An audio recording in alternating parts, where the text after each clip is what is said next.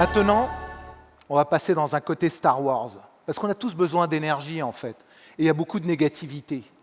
Et Cécile, qui a une entreprise absolument fabuleuse, je pense que les prochains Star Wars seront peut-être faits avec des technologies issues de la société que tu diriges, mais aussi un truc que tu m'as appris en fait, c'est comment tu as réussi à travers toutes ces années, en tant que femme entrepreneuse, à transformer toute une énergie négative autour en du truc positif. Cécile, à toi.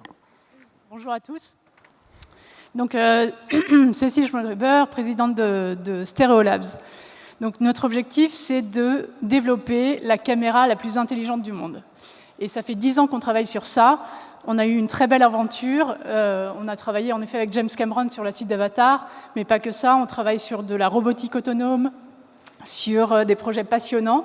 Et donc, notre objectif, c'est de reproduire la vision humaine par ordinateur. Donc c'est très complexe, c'est très challenging parce qu'on se rend compte que la manière dont on voit et dont on perçoit les images qu'on voit est incroyable. Donc en termes de travaux de recherche, on en a pour des années encore pour essayer de vraiment répliquer la manière dont nos yeux voient de manière parfaite une image et la manière dont on l'interprète. André, voilà, en discutant avec lui, il m'a dit « Mais qu'est-ce qui te motive, toi ? Voilà, ça fait 10 ans. » Je lui dis, écoute, moi, ce qui me motive, c'est de toujours repousser les limites. Et quand j'ai monté mon entreprise, en fait, j'avais votre âge, j'étais en école d'ingénieur. Et c'était il y a 12 ans. Et il y a 12 ans, il n'y avait pas du tout de start-up en France. Et donc, j'ai eu la chance de faire partie d'une filière d'entrepreneurs de mon école d'ingénieur. Et c'était incroyable. Mais quand je parlais de mon projet autour de moi, combien de fois on m'a dit, tu n'y arriveras jamais. C'est impossible. Non, ça ne marche pas. Et étonnamment, ma réponse à ça, quand j'entendais « tu n'y arriveras pas », je me disais « je vais te montrer que je vais y arriver ». Et en fait, j'ai toujours converti ces choses qu'on me disait, alors on ne me le disait pas tous les jours heureusement, mais on nous le dit quand même assez souvent, et j'ai réussi à transformer ça en motivation et en ambition personnelle et collective pour la société. Et encore aujourd'hui, en fait, ce qui me stimule, c'est justement dans les moments difficiles, c'est fou, il y a une certaine jouissance parce qu'on se dit, dans les moments difficiles, c'est là où on crée de la valeur. Quand tout va bien, en fait, on fait rien, on n'avance pas, quoi. On se laisse couler, on se laisse porter, comme disent certaines personnes. L'entrepreneuriat, c'est pas ça, c'est des initiatives, c'est dans les moments durs, c'est là où on pense et on développe des nouvelles idées. C'est jamais dans le confort, on est toujours dans l'inconfort. Et c'est ce qu'on fait à Stereolabs. Et c'est, en fait, une des différences avec notre société, c'est qu'on m'a toujours dit une technologie a un cycle de vie de 5 ans. Aujourd'hui, ça c'était il y a 12 ans. Aujourd'hui, une technologie dans mon domaine qui est la vision par ordinateur avec l'intelligence artificielle, une technologie, elle a une durée de vie de 2 ans. Donc il faut constamment se réinventer. Nous, on a monté une société dont l'objectif était de faciliter la captation des films en 3D. Ça n'a rien à voir avec ce qu'on fait aujourd'hui. C'est la même technologie, mais pas du tout la même application.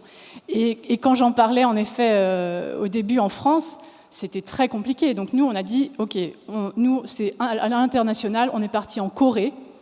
Nos premiers clients, c'est des Coréens.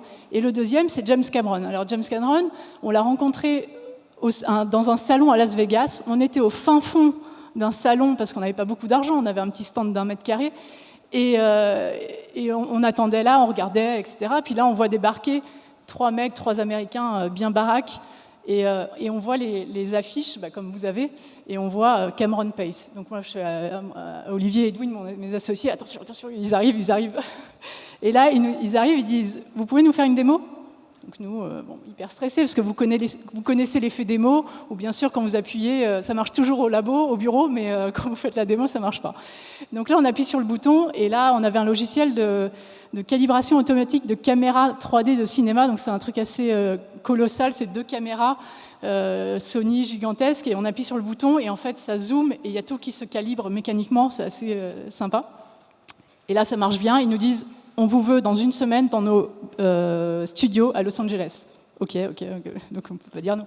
Et donc on se retrouve 1 semaine plus tard dans les studios de Cameron, donc un studio gigantesque, et on fait la démo devant lui, son associé, et là il nous dit « Ok, on veut travailler pour vous sur la suite d'Avatar ».